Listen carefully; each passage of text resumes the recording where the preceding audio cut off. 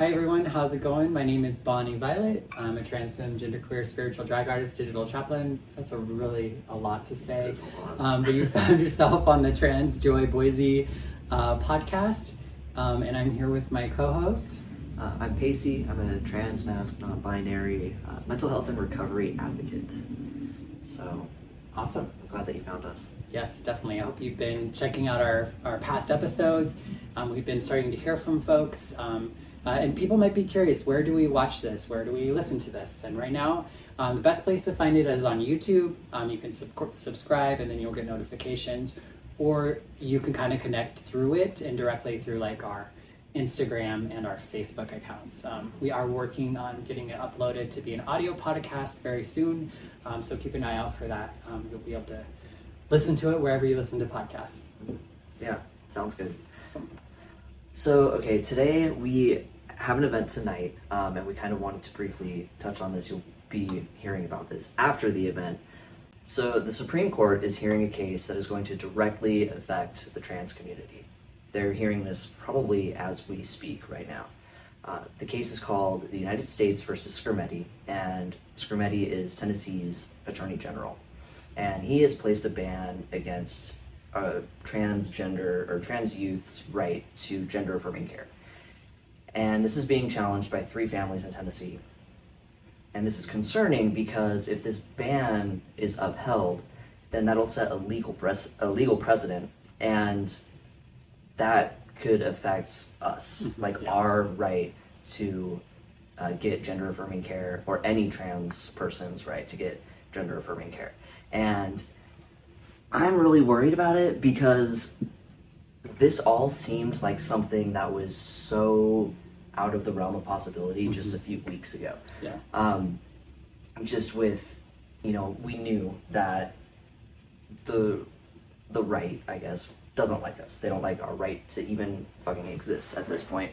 And now that we're seeing it in actual cases across the country and at the Supreme Court, like the highest court, it's very frightening for me. And I think it's taking a lot of these worries and these fears out of just these abstract thoughts into the reality. This is actually happening. Well, and what makes it more, I guess, it feels like more of an opportunity for more danger, because we're a state who already doesn't have access for our young people, versus potentially if there was a good outcome to this, then this could potentially positively impact throughout the U.S. Is there a feeling that it's not going to end well? I mean, I don't want to be pessimistic, but I mean, I feel, being realistic, I am very worried about this because just the location, it's in Tennessee. That feels like the most predominant feeling. So I don't want to put that on you, but it seems like a lot of people are very fearful of a negative outcome versus, I think, being excited about a positive. And I'm sure that's for a reason. And so I was just curious why people are leaning more toward it being a negative thing. Maybe because of how the Supreme Court is set up right now and who's on it and the likelihood of how it'll play out. I'm not sure.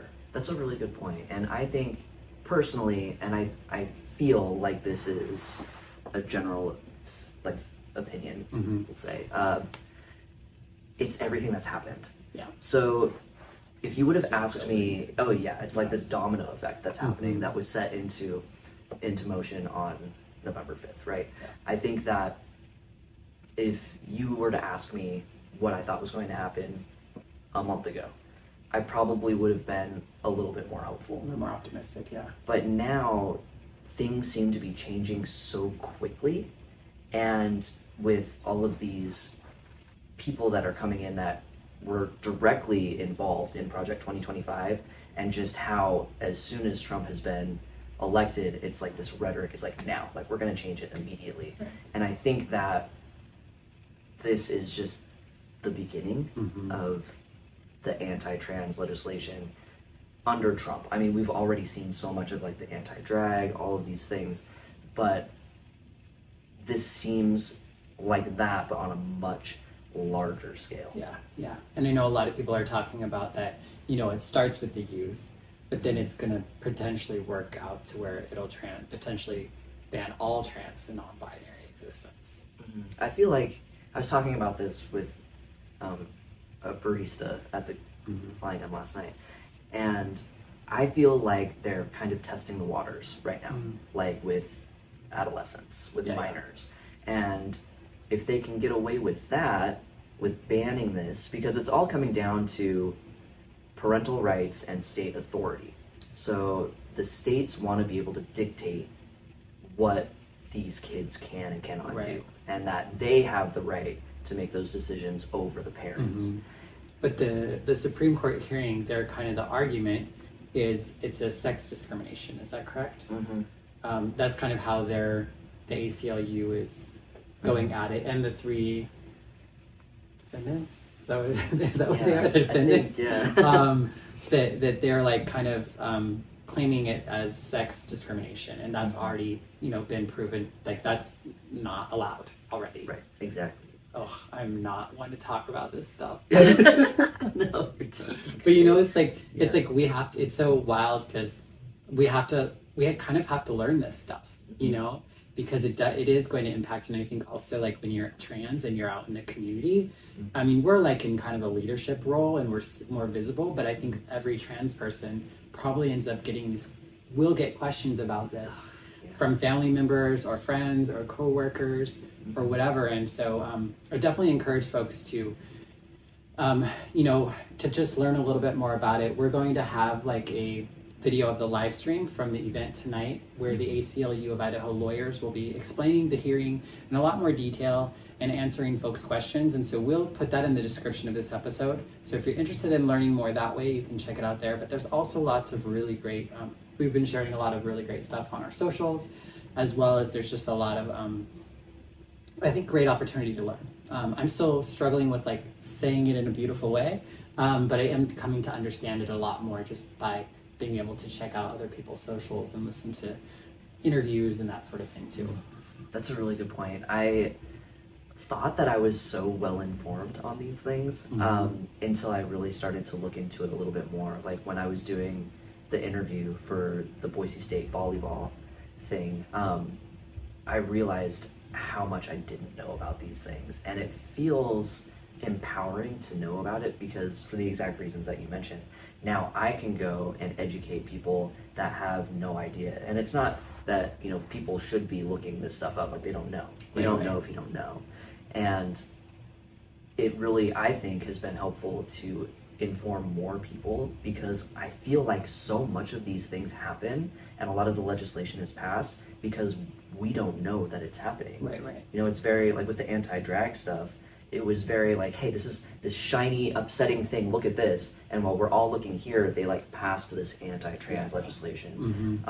So I totally agree. I think that us being as informed as possible is definitely just crucial right now. And one thing is that they are having the hearing today, but the actual results and the judgment or whatever the final results, if you will, of the hearing won't even be announced or shared until June, I believe, of this year. Yeah, so it won't even be till this summer before we really have any clear idea of what actually happened or what the result of today. I forgot about that. That's awful. So, and I think that's a lot of why we wanted to have this conversation with our community as well, is because everything feels like it's so right now. And in some ways it is right now, but also we're going to be, and I think especially where we're in Idaho, where we don't have access to healthcare for young people, we're going to still have to wait, 6 months before we hear anything for that. So in the meantime, families are still coping with not having access to this healthcare for their young people. And that's something that we're also hoping to be able to create an opportunity to have more of a conversation with the community about. Not only tonight at the event, but also just through this podcast. Absolutely.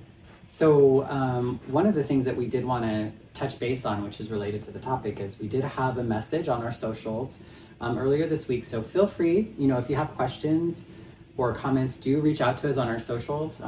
It kind of really does help us with, these episodes and what we talk about. So one of the questions that came from an individual, I'm not going to share their name just because I didn't get that cleared as of yet, but longtime ally and friend of that I've worked with over the years. And his question was, because we've been posting a lot of this stuff, and his question was, doesn't gender affirming a care doesn't gender-affirming care save lives? I don't understand why they would ban it. And then he said, also, I admit, there is a lot I don't know about this topic, but I feel safe asking you because you are part of the community and I need to learn more. Which I think a lot of our folks are kind of in this spot within our community and outside of our community. Yeah. So what would your answer be to that question? I think the question to answer is gender-affirming care life-saving? Absolutely, I think it absolutely is.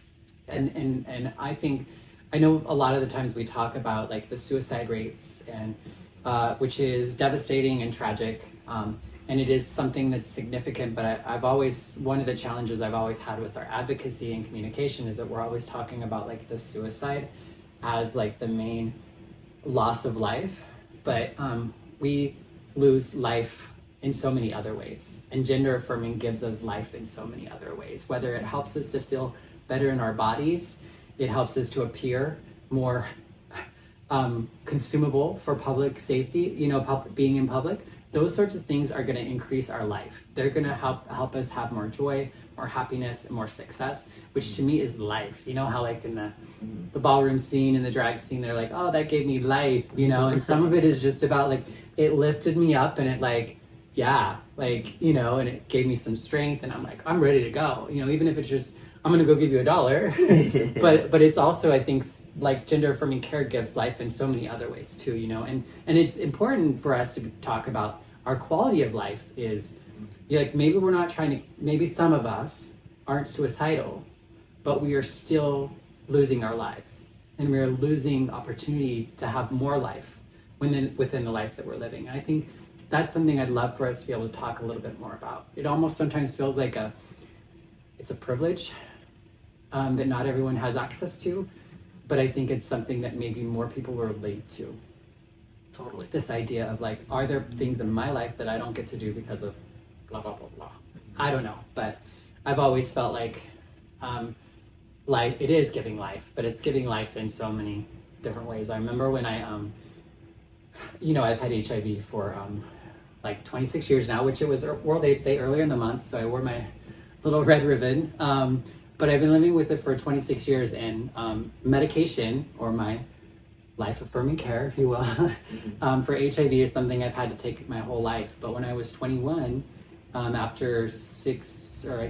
was 21, I decided to stop taking my medication because my medication was making me so sick that I wasn't having quality of life. I wasn't living a life that I wanted to live, and I thought if I was going to die soon, I would much rather be not medicated and live shorter. And so at 21, I decided to stop my medication. And so I went 6 years, thankfully, without taking any medication at all from 21 to 27.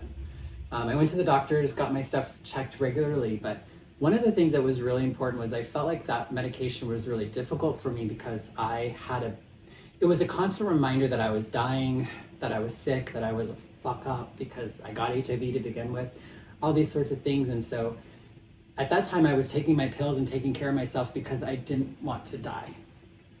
And by the time I was 27 and I was about to receive an AIDS diagnosis, I wanted to live.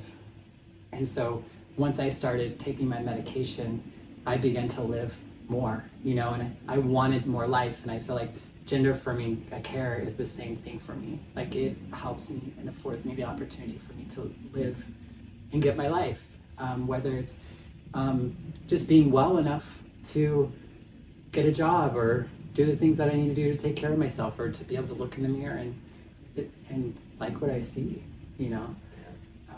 Yeah, that's beautiful. It's so scary. Yeah.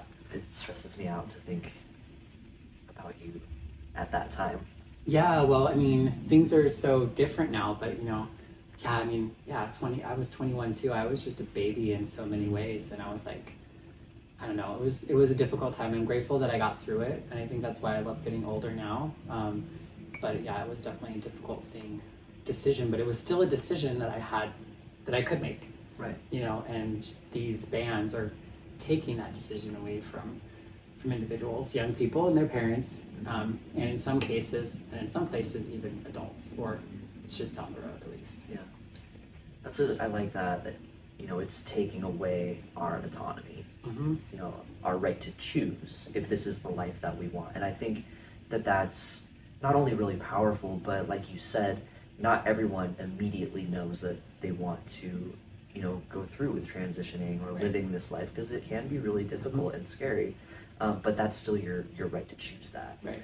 And I really like that you touched on quality of life, because I think that, of course, like you touched on suicide rates, trans people and just people in the LGBTQIA family at all are much more likely to experience, substance use disorder, self-harm, and suicide. And violence against us. And violence against us, and like damage to our property, so many things. So it's difficult. I mean, I know people that have died by suicide for this, for not being able to live authentically as themselves.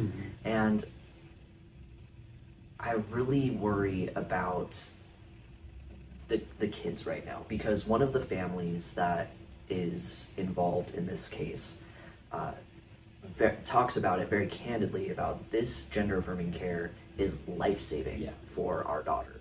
And I can totally see how that would be, because you're living this life that is muted and dulled, and you are hiding in every sense of the word. And you don't want to do the things that you're passionate about. You just live life on this schedule and routine that was assigned to you that you don't care about. And that's not a way to live. Stay with us. We'll be right back.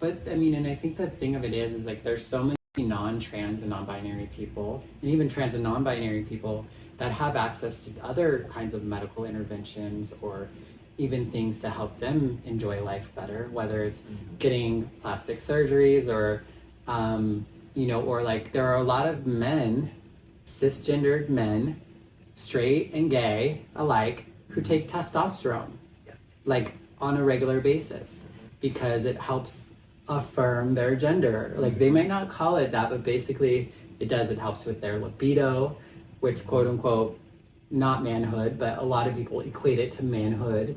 To like also just kind of like, I don't know, like like the of I guess being a man. The machismo. Exactly. And so and sometimes men who are like, men need help with that, regardless of where they're at in the spectrum of their gender experience. Well, to address the question that was asked to us, right? This saves lives, doesn't it? Why would they ban it?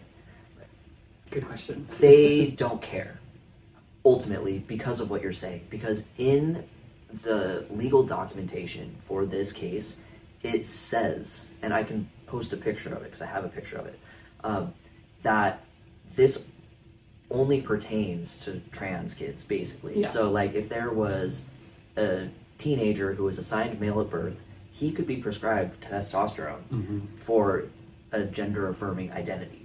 And these other kids, as long as it aligns with their assigned sex at birth, then they can take it for like so many different reasons, different physical reasons that they would need to take it.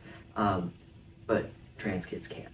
Yeah, which is just direct sexual discrimination, which is what the argument is all about. Exactly. So they don't care that it's life-saving, because they're doing this directly to affect trans kids maliciously.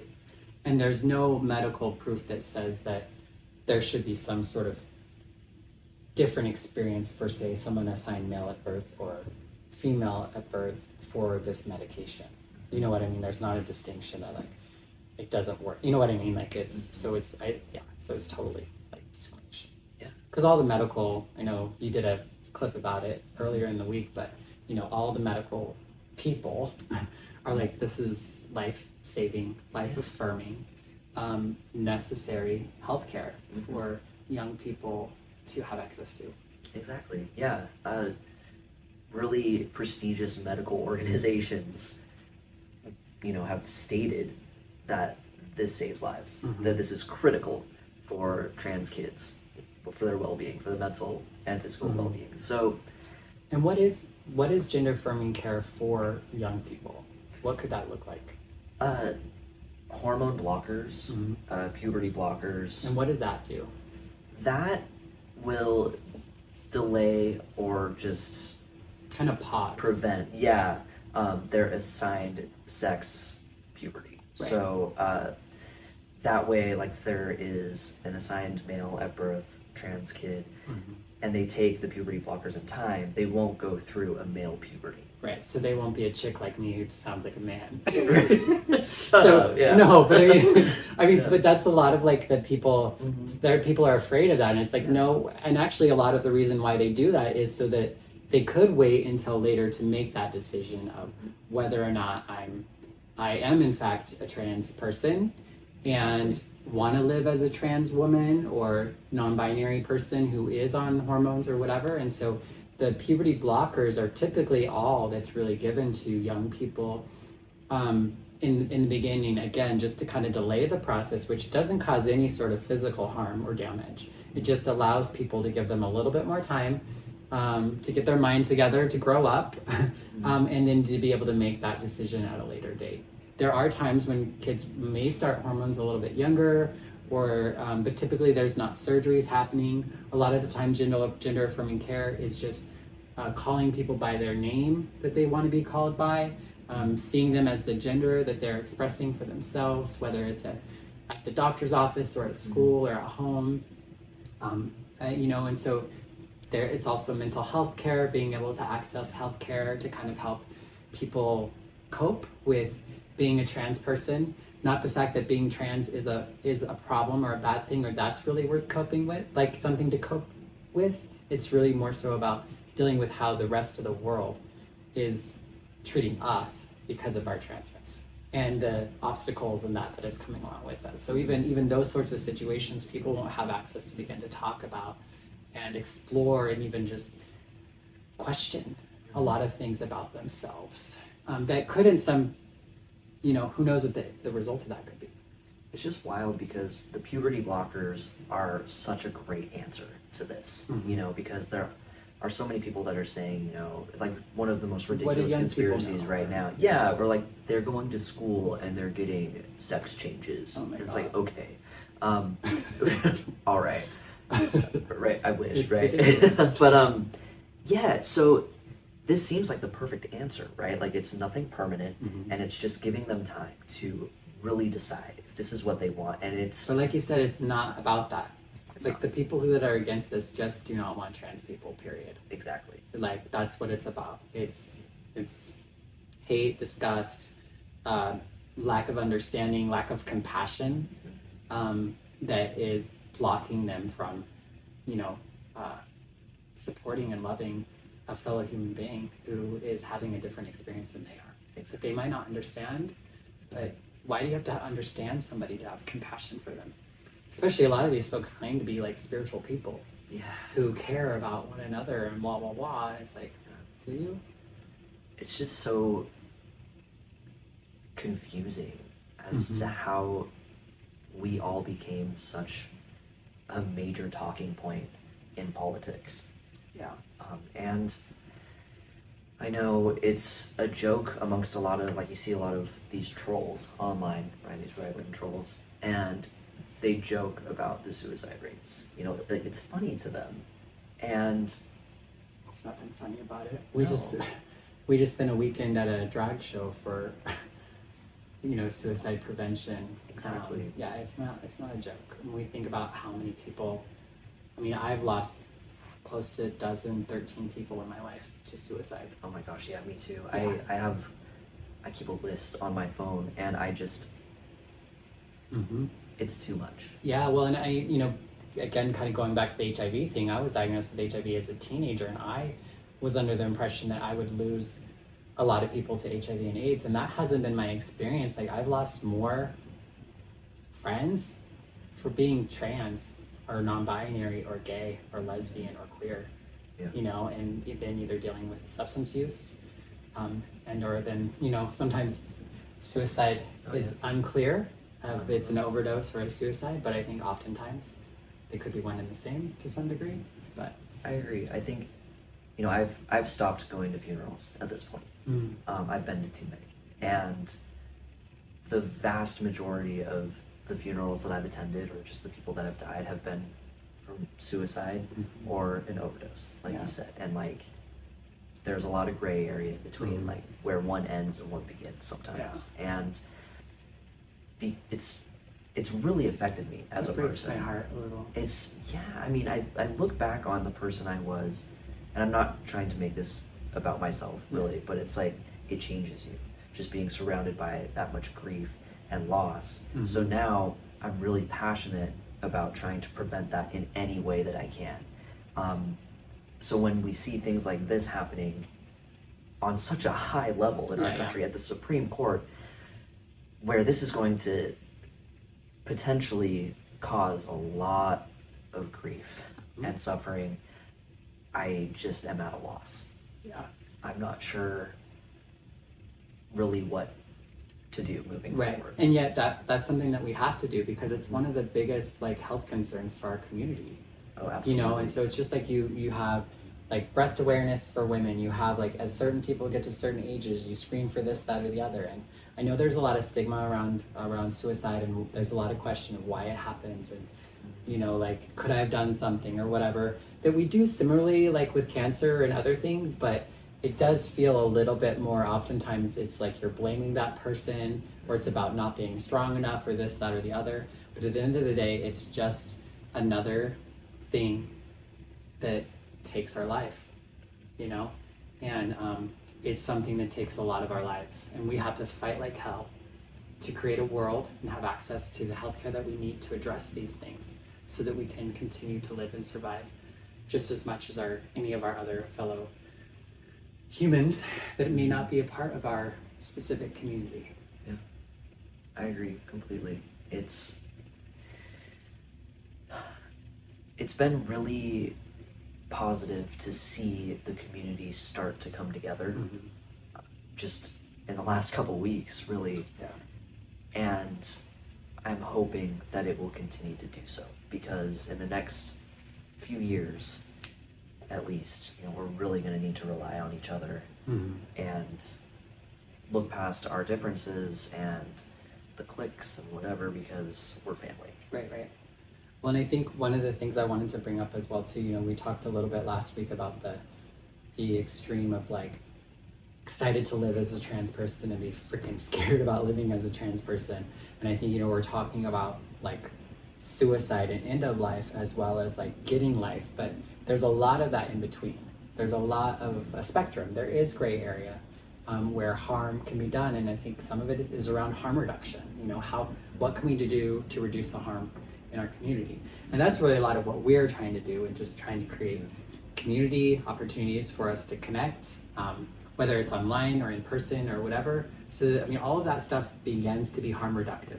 It begins to spark joy or thought or inspiration into our hearts and minds, hopefully, and maybe our spirits, I know, but that kind of can help allow us to continue to go and blossom and bloom and blah, blah, blah, you know, all that stuff. No, it's so important. Yeah. You know, I've had a lot of people tell me that they really appreciate being able to get together with other trans folks in the community, because it's so easy to be isolated right now. Yeah. And we're all starving for connection. Not just trans and non-binary people, but we definitely are. Yeah. Where do we go from here? What else do we need to talk about? So where are we at on time? We had 12 minutes before, and now we're just at 20. So we're around 30 minutes again? Yeah, but we're gonna, there's a little bit we're gonna be removing, so. All right. Yeah. And we can kind of close it out and, you know, invite people to we say, oh, we're going to go ahead and stop the conversation there. There's obviously more conversation to be had. We'd love for you to reach out to us on our socials, to continue the conversation, have the conversations with your family, that sort of thing. And Absolutely. then kind of just invite them to the next one. Okay.